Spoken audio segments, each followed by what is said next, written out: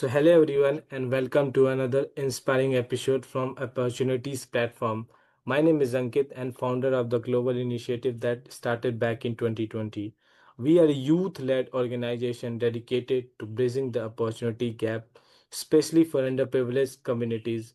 In last 3 years, we have grown in a vibrant family of over 21,000 plus members across multiple platforms like WhatsApp, Instagram, LinkedIn, Telegram, and Discord. Together, our mission is to clear to empower the next generation through access to life-changing opportunities, educational resources, and personal growth tool. Today, I'm very excited to host someone whose journey truly reflects the value we stand for. Let's welcome our special guest, Weitao, an incoming freshman at Claremont McKenna College, an inspiring change maker from Shanghai, China. He's already worked on impactful causes from supporting children of incarcerated parents in rural China to volunteering for underprivileged migrant children in Shanghai and even conducting culture research. Without welcome to the opportunities platform, it's honor to have you with us. Is there anything you would like to discuss or give an introduction? You can get started. Thank you. Hi everyone. It's my honor to be interviewed by Opportunity Platform. This is a very inspiring, amazing platform like you have like the forum. I really like this. And yeah, please shoot with any questions. So I would like to understand more about your journey without how do you describe you before your Take Action Lab experience in South Africa? Like who you are as a person in the past and who you are now after the end of the program.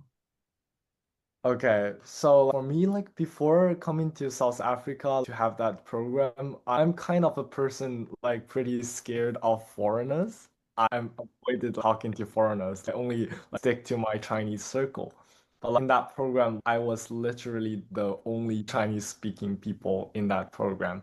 So that I have to expand my social network. I have to reach out to different people. And it's gradually get me more comfortable like talking to people from different cultural backgrounds. And I think it's a good thing for me. And also, before coming to South Africa, I was pretty unsure and not confident and insecure in my social aspect, especially under the English environment in the Anglosphere. But now, like, I think I get the assurance, I get the confidence, like, to socialize in the English environment. Those are the differences I have, like, before and after. That's interesting. So you are the only person from China representing in Take Action Lab.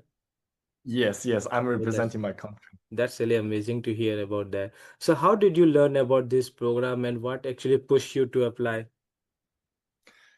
I learned about this program on a Chinese social media called Red Note.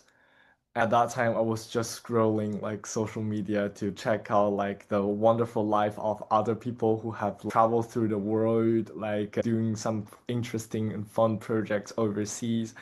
And I'm kind of jealous of them, and I just applied. Another encouragement I had is my school counselor, Mr. Phil Clinton. And I asked my school counselor, like, should I apply to this program? Will that affect like my grade or like school credit? And my school counselor just told me, no, it won't. I'm the academic director. I can award you credit for attending this program. So you can just apply. He even coached me through like the process of the application. Hmm. So many thanks to him. Also, it was because like one of the admission team of Take Action Lab was from China. His name is Leo Chen. He is actually responsible for like, the overall general international admissions. And luckily, he's from China, and he also did some job to persuade my parents so that they allow me to come. Yeah, Yeah. actually, that's a very interesting story. Like, I have a friend from China. She always told me her country is always focusing on academics. They never focus on any extracurricular activities. And even it's very difficult for people like China to travel abroad the world, especially who doesn't speak English because most of the people only speak Mandarin or Cantonese. So, yeah, I'm really glad to be here that you took an initiative and have an opportunity to travel to Cape Town. That's really amazing. So can you break down about the application process for all the Chinese students who are listening to you or the international student? Like how was the application from the beginning till the time you board your flight and you landed to the Cape Town? Like if you can just walk you through your experience, like summarize from the beginning of your application till the first day of your Cape Town. Ah, okay. First, you click on the website, there's the application, and you fill out the application form. And you can fill out your personal information and stuff. And they ask you for an essay, and you write that essay. That essay differ from every application season. I think they have 3 or 4 application season for the same cohort. People are admitted to the cohort in different time. I'm like the one of the earliest ones. So after that, filling out the application, like the general application, and also that include a video essay or something. I don't really remember. Yeah, there's a But video like application as well. yeah, the video application, I think I did that. And after that, they will give you a general reply that they would like to take you. And then you go to the financial aid. They ask you for the vaccination stuff, the financial aid, what's your need, and you fill up that financial aid and medical form. Get They a are financial aid from the Take Action Lab. yes, yes, yes. That's right. Like, do you need financial aid? At that time, you are also gonna be told if you have scholarship. After that, Take Action Lab is gonna give you the final reply, how much financial aid you have, and do you appeal or not. You can choose if you want more financial aid to communicate and argue for yourself for a bit more or something. I didn't do that. I just take the offer. I think some people did that. Some people did that, and a lot of people did that, but I didn't. Then they're gonna ask you for the vaccination. You get all the vaccination ready, and this is the pre-departure part. Was you get all the vaccination and the final deposit, the final you have to pay 1 week before the foundation course start. You And mean sort of deposit, like for those who doesn't get this scholarship, right? yeah, for those who doesn't get a scholarship or financial aid, for those who have to pay, they Yeah, have to get these ready. Before the foundation, they are gonna give you all the things you need, all the material you need to apply for a South visa. African Yeah. visa. You're gonna get the information from the accommodation hoster, their letters, all the things, and you go to VFS Global so that you can run through the visa process. Oh, And interesting. probably gonna get the visa before the departure, but not everyone could because South African consulate works at a very low efficiency and their service is really unstable. Yeah, I can Um, understand. but I was lucky, yeah. Yeah, yeah, yeah. I remember And my friend has to flew from Shenzhen to Shanghai like 2 times. She has to take a bullet train. Even yeah, yeah, she yeah. doesn't know about where her passport got stamped. There was no any application update from the BFS.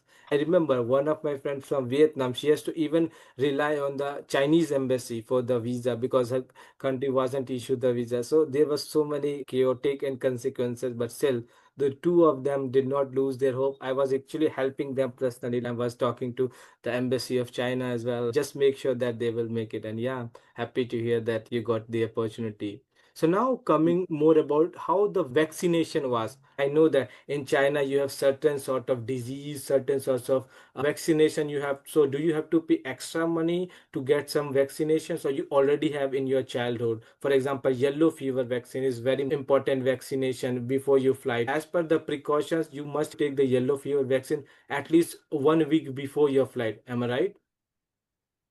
It really depends on which country do you come Okay. from. If you're coming from a yellow fever country, then you have to have a yellow fever vaccination. I Okay. didn't read instruction carefully. I saw that everyone needs yellow fever.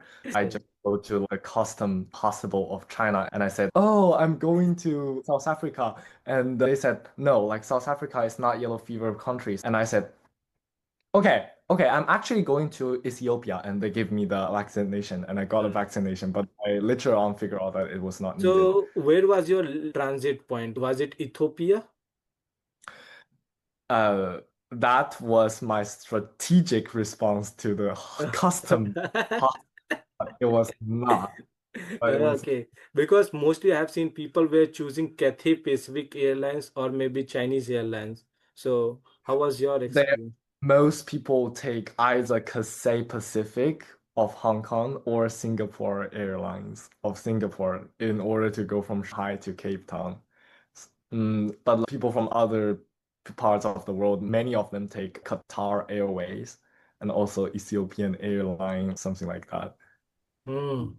That's really interesting story about like how was your travel experience? Some of people said that their worst experience because of the immigration. I have heard about few students say that immigration officer doesn't understand what leadership program mean. They started asking too many questions as well. And even I remember one of my friend has a bad experience. He was put out of the line from immigration and they were asking too many questions. He was very lucky enough that he has the documents and the photocopy of all the admission letters, scholarship. But about your Yeah. personal experience, if you would like to share to all the future aspiring Chinese students who is listening to you, so that they make sure that they don't make such mistake.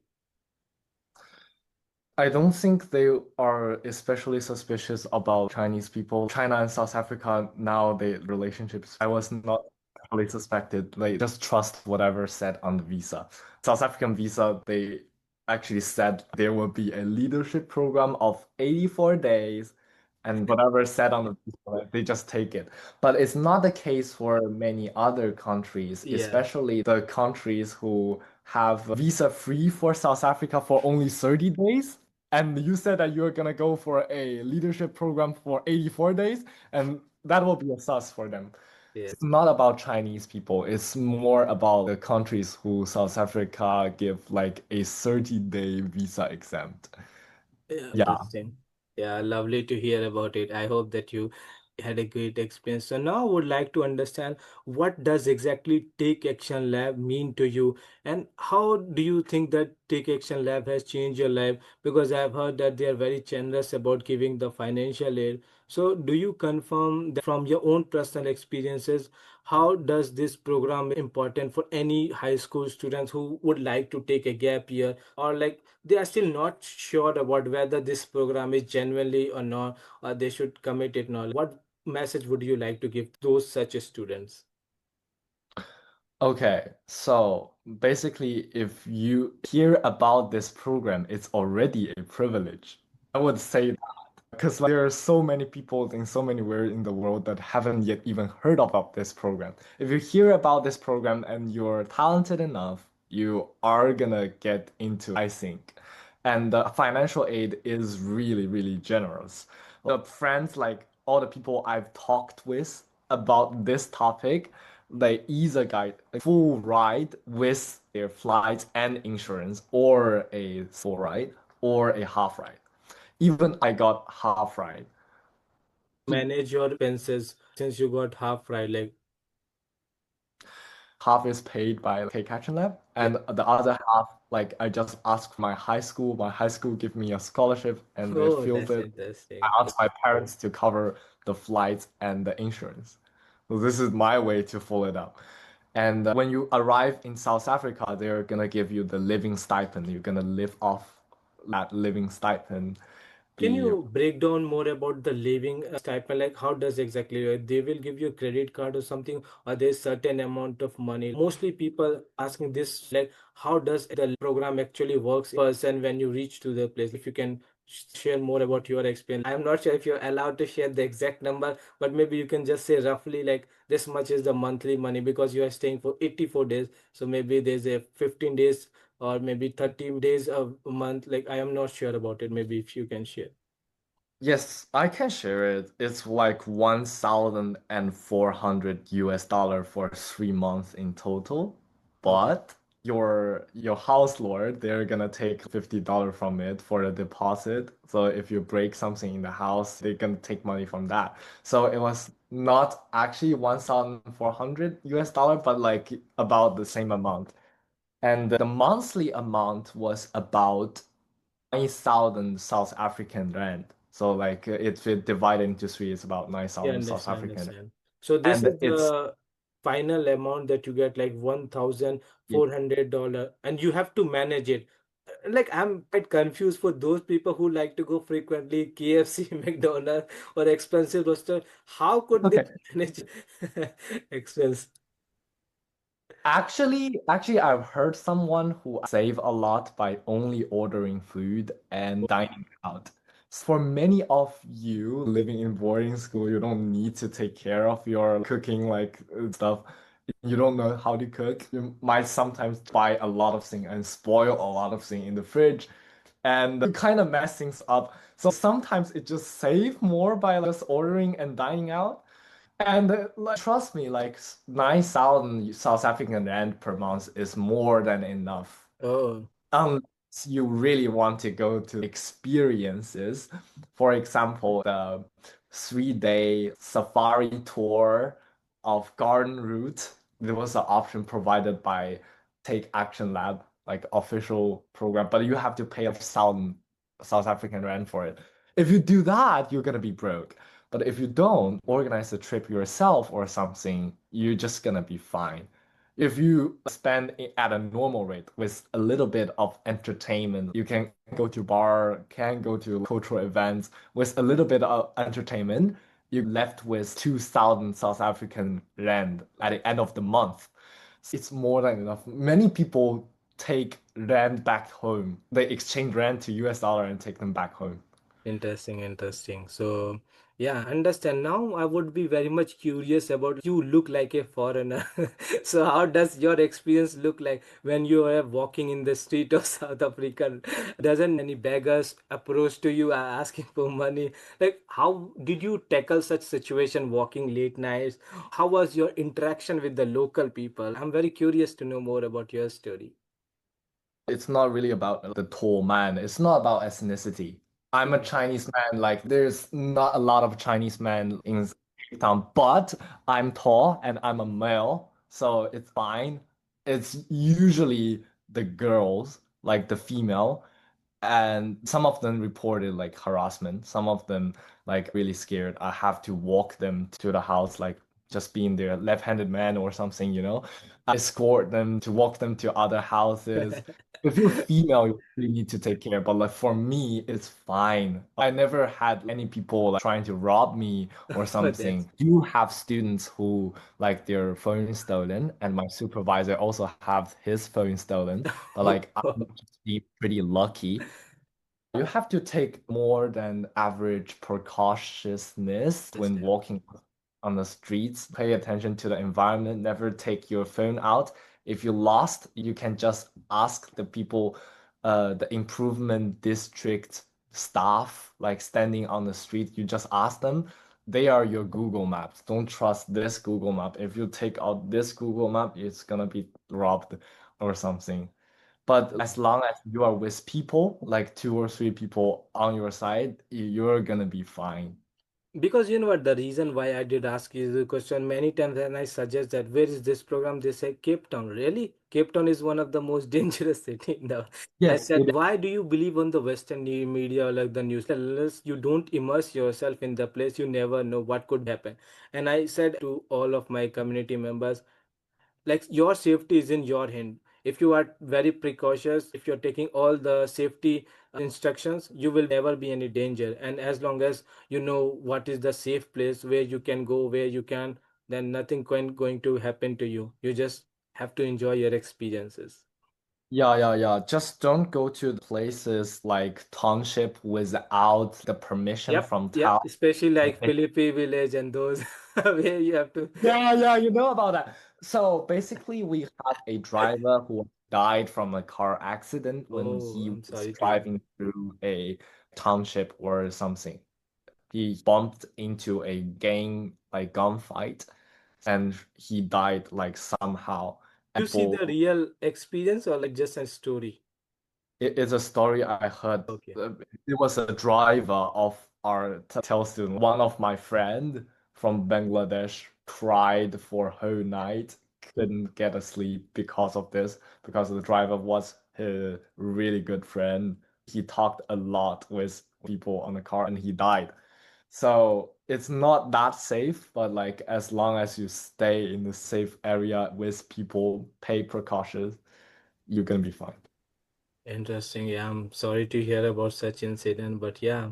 But the thing is that the place is still really nice to check Yeah. out. Yeah. Yeah. So now the most important question is, I have heard about there's a foundational course called as 1 month of foundational course where they will teach you about apartheid, how the black people and white people live, sector. I think there's a famous place called Sector 72. I'm remembering the exact name. What is that name? Like district something, call it. District 6. Yeah, District 6, yeah.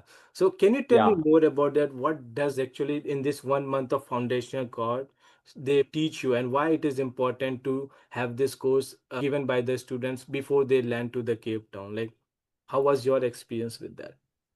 I think for me, it's more about reflect on yourself. There was some part like, do you have bias toward people? Do you have stereotype? You have to break those kind of stereotype before you come to South Africa. So you have to be self-respect on this. For example, there was a really, really interesting activity held by our host of foundation, our instructor called Hector. He is a really, really, really fun, interesting, and nice person. He he actually presented three different virtual people. The red people is an investment banker. The green people is the hippie, and the yellow people was the Mr. International. And he was like, "Oh, so guess who these three virtual people actually are?" And it turned out to be all him. Don't use your stereotype to judge people. Never judge a book by its cover. It applies to both judging people or judging a country. You have to put aside your bias and stereotype. This is something I learned the most from the foundation. But it's more about getting to know the other people, the peers, and some funny thing happened in the foundation. You can just talk about with them on the first day of the program. The purpose of the foundation is to get to know other peers you have.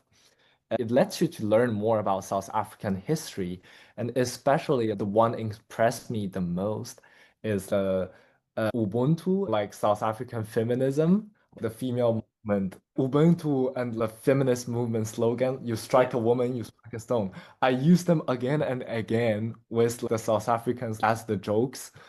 And that's how I become popular with the locals. You are educated about this so that you come to South Africa and you have something to talk with the locals.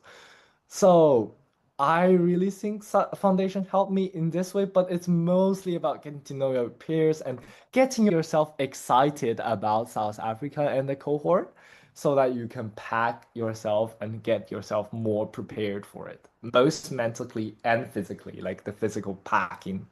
Yeah, that's really amazing about it. So I have one more curiosity to know more about your foundational course. Like, how does this foundational course has taught you so much about like I didn't know if you have a chance to go to the Nelson Mandela Museum in Cape Town or not, and how does this view of understanding the world has changed to you? People I have seen that they think that the black people and white people are living very happily together. How does your opinion and views have been changed when you go? Like when you go to the cafe, for example, there is a famous cafe called an observatory. You will see so many differences. So how did you adapt yourself and change your mindset to get to know such people like observatory cafe? Yeah, I just remember. Sorry. Oh, Ops Cafe. Yeah, yeah, yeah. Okay. I think after the foundation, you're gonna have a more comprehensive and objective way of seeing the world and seeing South Africa, Yeah, Many people assume, like even including me, like before like foundation course, we assume that most economic achievement of South Africa was done like during apartheid time. yeah, And South Africa afterwards, they're just like keeping what they already have and slowly decaying or something. This is some stereotype like many people have, but it was actually like most economic achievement was done after the democracy. But many people are trying to twist the historical narrative so that it can prove that the white people they are superior, they're better in managing the country. No, no, it was the South African people.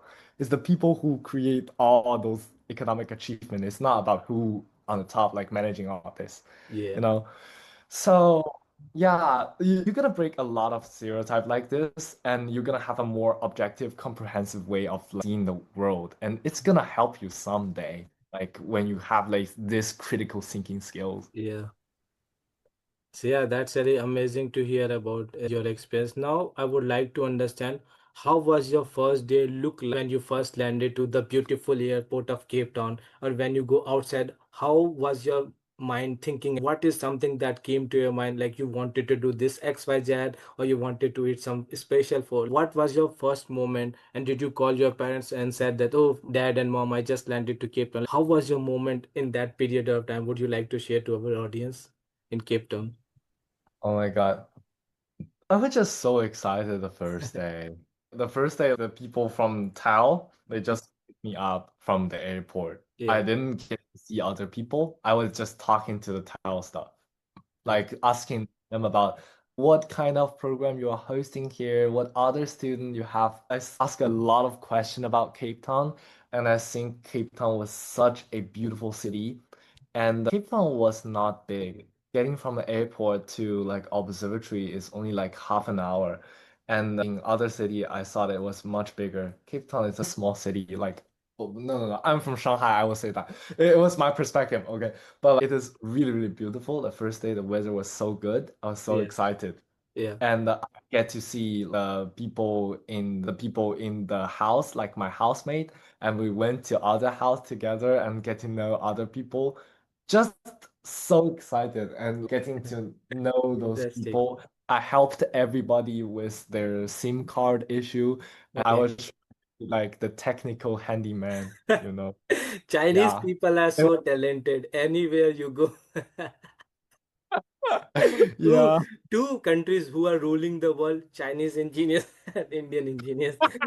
Yeah, yeah, yeah. Pretty sure that you're also gonna be the technical handyman. Yeah, interesting very much. Now I would like to understand from you, Vital. This is the one of the most important questions. Like, what are the some of the things that you have to do? It something like you are going to travel every frequently days a week? What exactly the program is all about and what you do? I know that everything has been mentioned in the website, but I wanted to know from your experience, like, what does apprenticeship mean? What is the learning moment? How does the first week of your program is about? Like, they will give you a map of South Africa. They will teach you about the local languages, Zulu and other. So tell me more about And culture immersion and personal time when Cape Town to educate other people, and anything about your apprenticeship. Why did you choose that apprenticeship? If you've walked me through that.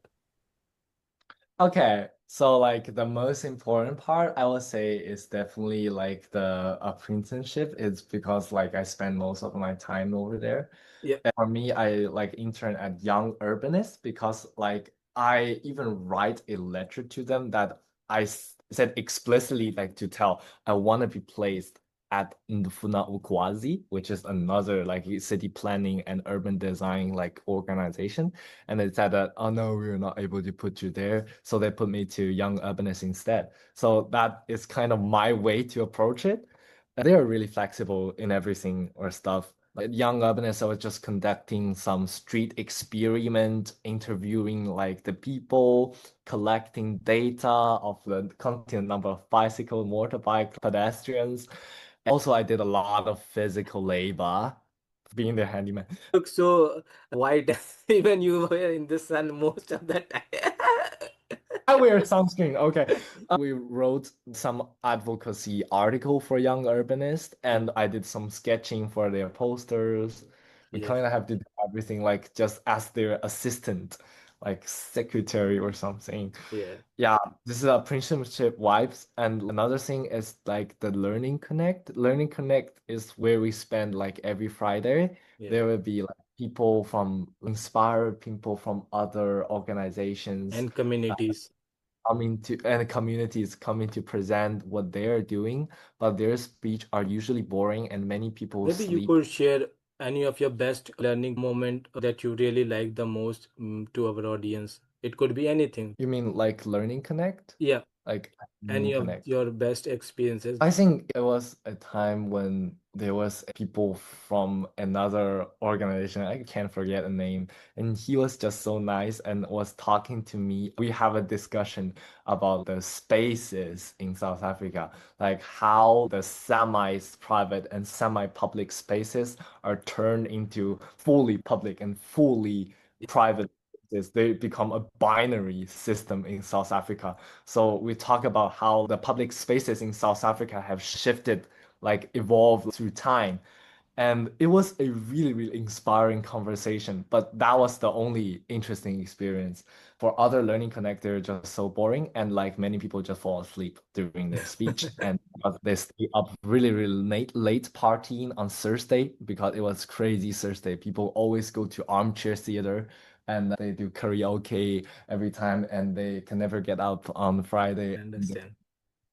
So, what about your culture immersion? What did you like? Did you like the local dance, like Zulu dance, or what was one of your best culture immersion? Maybe like singing the national song of all the country. Like any experiences would you have?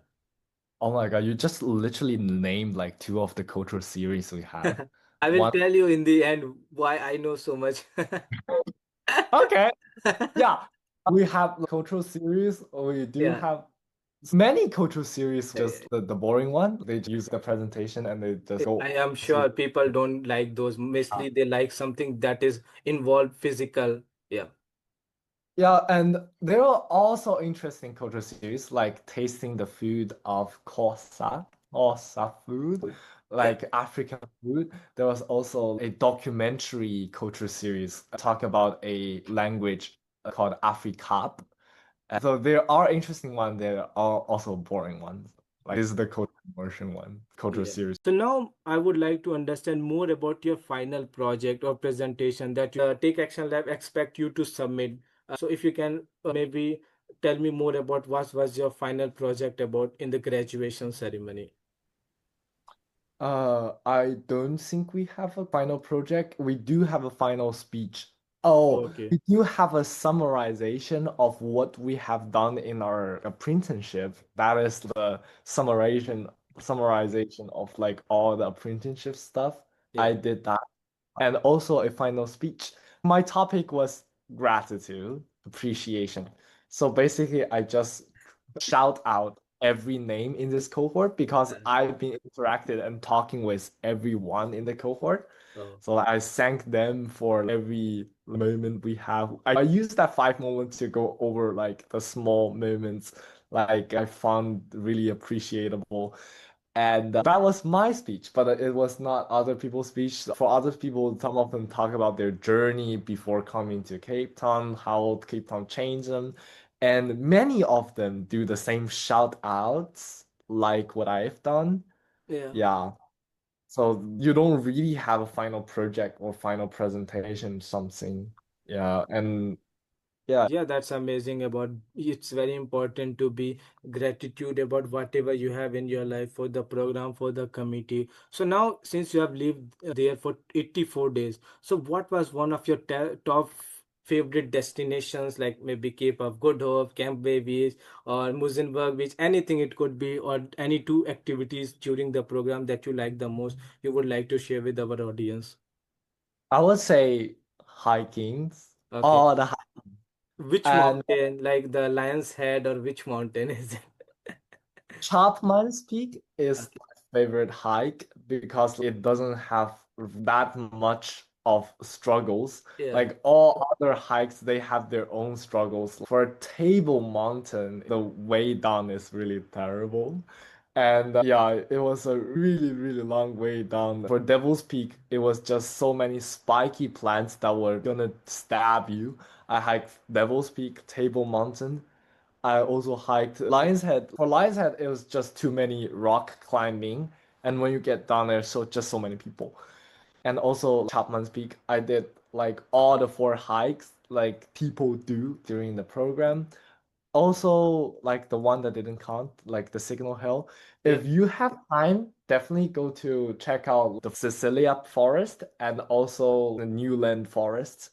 You can do the contour forest hike of Lion's Head or something. Yeah, yeah, Now I know a lot about hiking. Before Cape Town, I don't even do hiking. yeah. Another thing that I would really recommend is going to Musenberg Beach and have a surf, which is not allowed in program rules, but we just did.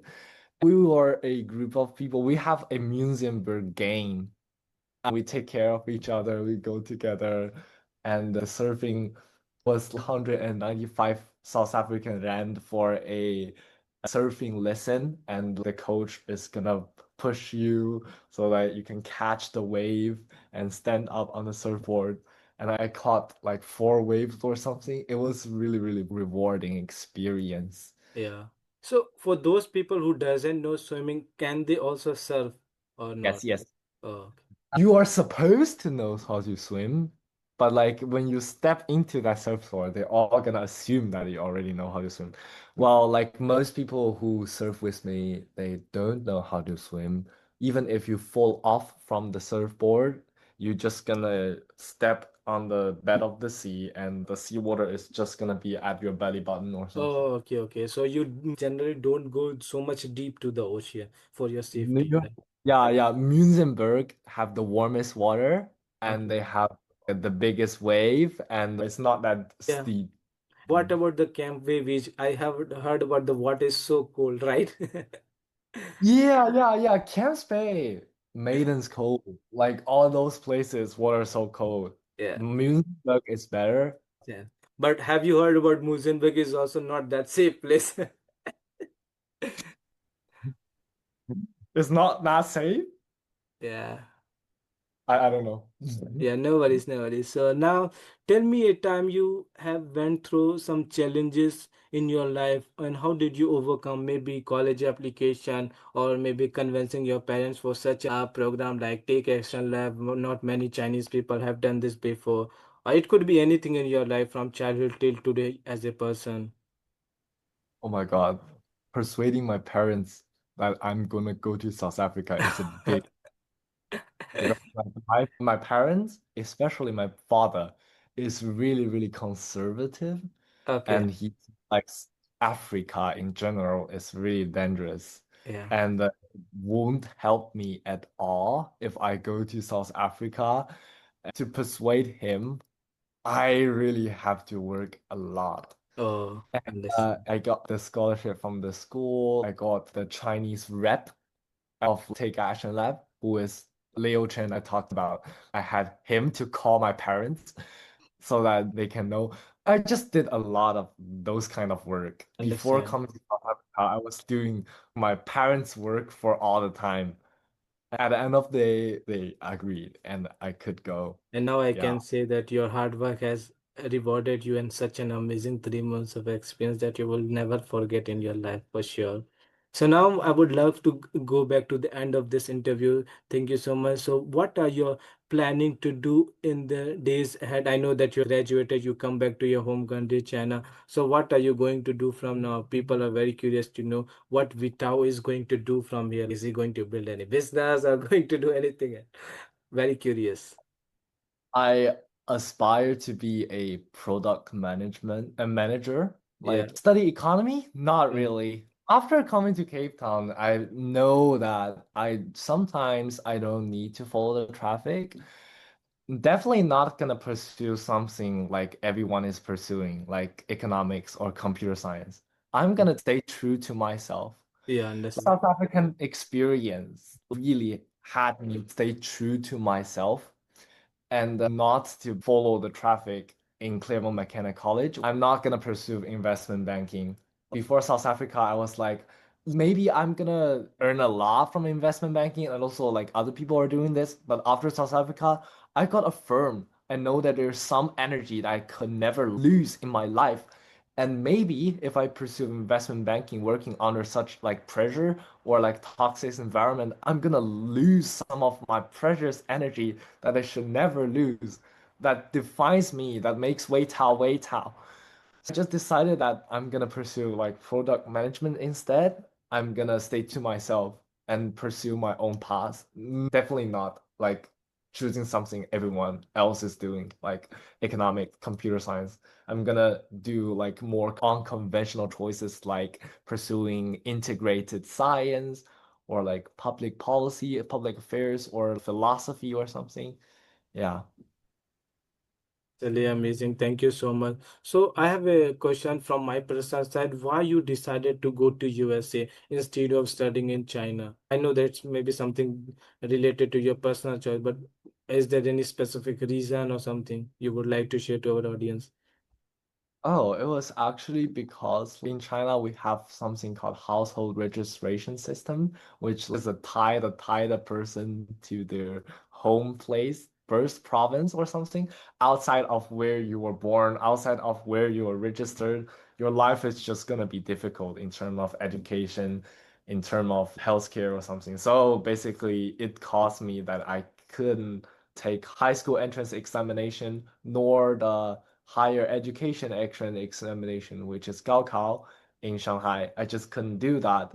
Instead, and there's a lot of people pursuing international education in Shanghai, so I just did that. And USA turned out to be a better choice than other countries because maybe because I was following the traffic at that time. Like most of people I know are going to USA. My parents do have the finance to American education, so I decided that I'm gonna go to Understand. USA. Why not choose countries like Hong Kong, Taiwan, or Japan? All the Asian people, you will find more a connection between each other. Why didn't you consider that option? Because now you see the immigration rules and the visa issue. So yeah, I'm happy to hear that. Now, coming to the end of this interview, I would like to ask you, is there any final piece of advice? It could be related to application tips, how they can stand out, or how they can increase their chances, or anything from your maybe failures or past experiences that you think people should have to learn this at an early age, or anything message could be in Mandarin that you would like to share with people or of your Chinese students who are going to watch this interview, like anything. You can include both English and Mandarin so people can relate more with you. it's okay, it's okay. I'm just gonna say two qualities me as Wade would appreciate the most as a person. The first quality is if you are a person who never give up, I'm gonna like you. It is a quality I really, really appreciate. Like, don't be a quitter, never be a quitter. If you make your choices, you stick with that and like, don't doubt yourself too much and just keep on doing this.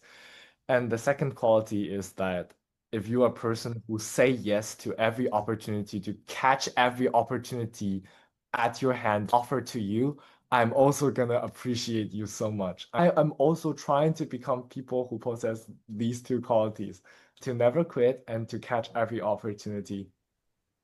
Yeah, Especially if you're coming from an underprivileged background or something. If you're not, let's say, a white upper class, some people from developed country, you need to have these kind of qualities in order to fight to survive and thrive in like society. yeah. Understand. Thank you so much. Is there anything message that you would like to give in Mandarin or like Cantonese to people because they wanted to relate when you speak in your local language? I know that mostly people who are going to watch this, they understand English, but I think if there's any message from your heart to your local friends, your Chinese people who are going to watch you, anything it could be. I would say that 世界那么大，你应该多去看看。Yeah. Yeah, I I said the don't know world what is does so it mean, but I'm and you sure should people who are going what to listen you, they will definitely like. So now I will say just the final remarks. Thank you for taking your time. So let me say thank you to you. and thank you to you. You really let me like, express myself or something. No worries, it's my honor. Firstly, I'm very happy to meet such amazing and so kind person like you who are so amazing to share your experiences. I'm very grateful to Take Action Lab that they have really accepted a nice person like you. So thank you so much for sharing your journey with us today. Your story is really powerful reminder that impact doesn't start with age. It starts with intentions and actions. No matter how far you are from any part of your life, like maybe you are failure in your life, but one moment, one opportunity can change your life. trust me. And that is why we opportunities platform always believe everyone who is in this world has a talent. We believe in creating more spaces like this where stories like yours can ignite hope and action in thousands of young change makers across the world. To all the listeners, if you are inspired by today's conversation with Vitao, don't forget to follow him on Instagram or social media. I will be definitely going to add his contact information so that you can follow him and get to know him and about his experiences. If you have any sort of question that we are not able to cover up during this conversation, you can definitely approach to him. And thank you once again for taking your time, to giving your time, to sharing your story with us. And from my entire behalf of team, we are very grateful to you for your time. Let's continue uplifting each other and building a world where everyone has an access for the opportunities they deserve. Thank you once again, Vitao. Wishing you the very best. Thank you.